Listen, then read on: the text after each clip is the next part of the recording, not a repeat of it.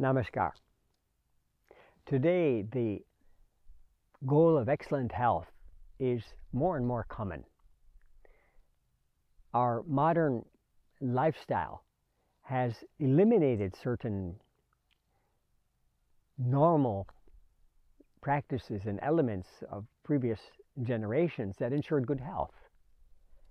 So the easy availability of junk foods or fast foods has altered our eating habits in this generation. And that has combined with increasing incidences of obesity, diabetes, high blood pressure, and what I would call, quote unquote, lifestyle diseases of today. So, are you in good health? I would say if you can answer yes to the following questions, you're in excellent health. Number one, a minimum use of food supplements or medicines. Number two, a good energy level throughout the day.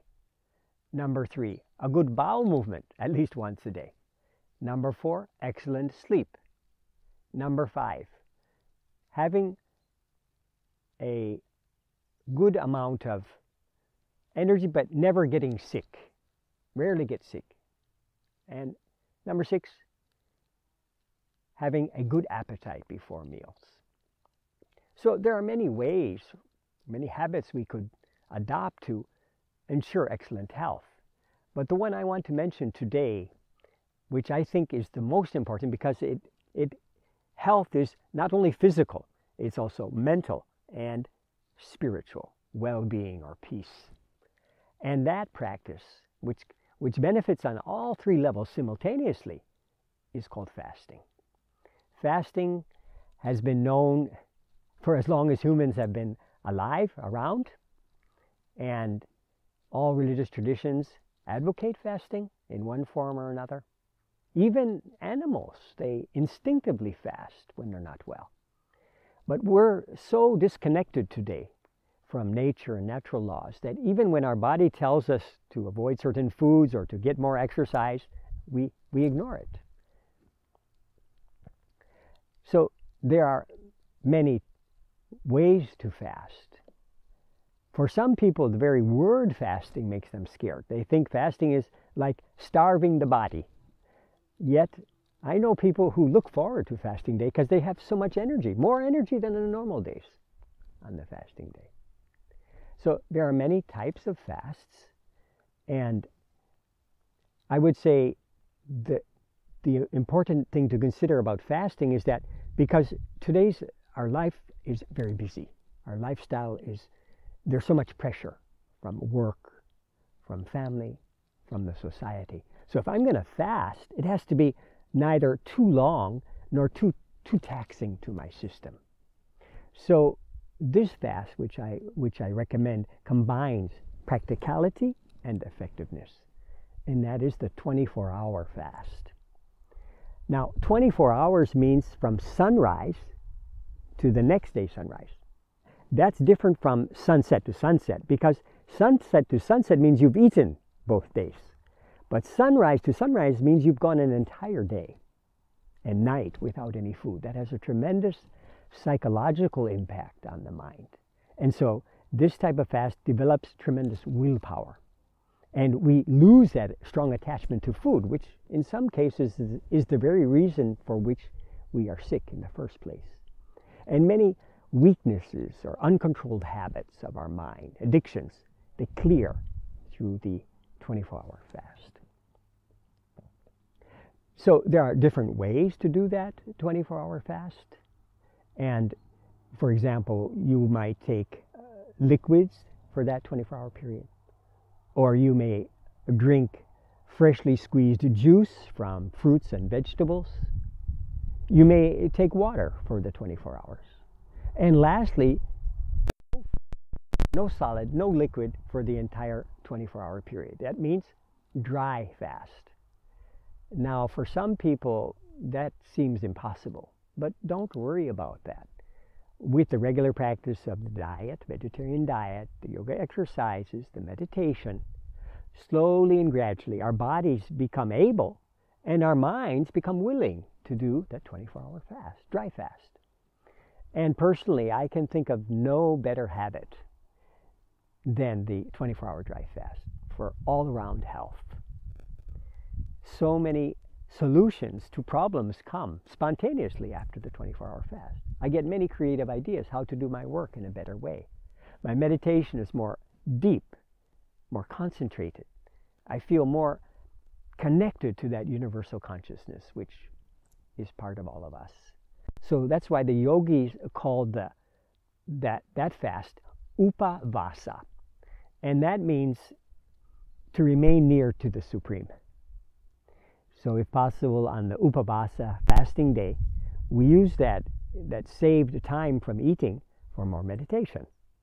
Or we use the saved water to water the plants, and the saved food to feed the animals.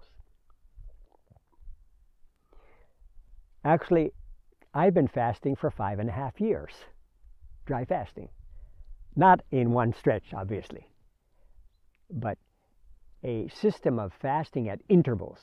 Myself and my colleagues, we fast 4 times a month according to the lunar cycle, and family people twice a month.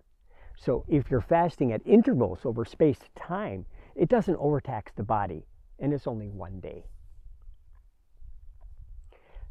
It's important that dry fast, we break the fast properly. So the best way to break a dry fast is by consuming a minimum of 1 liter of water and taking half a lemon, squeeze the juice from the lemon, and mix it with a fair amount of salt. It should be fairly salty. So the lemon and the salt together produces a purging effect in the colon. And so whatever toxins are still within the system didn't come out during the dry fast. They come out when we evacuate. We go to the toilet after the dry fast. And then a normal breakfast. Normal means light foods, maybe some fruits or probiotic food like yogurt. In some cultures, easily digestible porridge. This is a light food that we can adjust the body back into a normal eating routine, which we could start from the lunchtime already. In 2016, a Japanese scientist, his name is Yoshinori Ohsumi, he won the Nobel Prize for medicine because he discovered the mechanisms behind autophagy. Simply explained, autophagy is the body's process. It uses the old and unhealthy cells as fuel during fasting day. So it means there's a type of cellular cleansing. So when the body's clean on the cellular and subcellular levels, many common diseases, they cannot develop. And fasting, it's been showing more evidence is proving that fasting helps to control Alzheimer's and cancer. Because there's one rule of natural healing which says that detoxification occurs when healing occurs when the body's detoxified. And fasting accelerates, especially dry fast, it accelerates the detoxification. So dry fasting, it is not for everyone. Actually, back in those years when I was in Thailand, I used to do these fasting camps. And the people there, they may not have continued the yoga or the meditation, but they never gave up the fasting because they knew that was a habit that would benefit them for their entire lives. So a regular system of fasting, at intervals will benefit our health for our entire lives. But the dry fast is not for everyone. Somebody with a weak body, weak health, or old person, someone of mediocre health, nursing mothers, those that have kidney stone or gallbladder stone, those that are on medication and they require to eat food as part of their medication, or those that are doing very vigorous exercise or sports. They cannot do dry fast. So it's best to consult with your healthcare practitioner before you undertake fasting regime. But yes, get into fasting and go into the level, enter at whatever level you feel comfortable with. And even if you're taking raw food that day, 24 hours, you'll feel different if you are a consumer of meat, non-vegetarian food, or or junk food, you'll feel different. And from there, slowly and gradually work up the continuum ladder towards a state of permanent, excellent health. I'm sure you'll find this habit of fasting probably the best habit you've ever adopted in your entire life. Thank you. Namaskar.